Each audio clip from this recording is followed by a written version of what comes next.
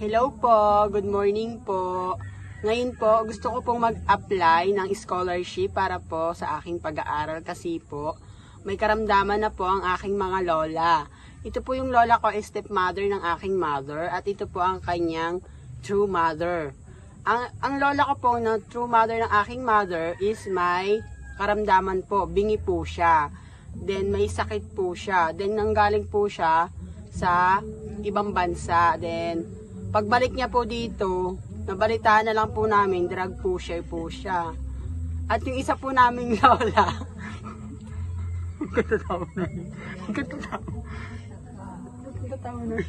yung isa po drug addict po.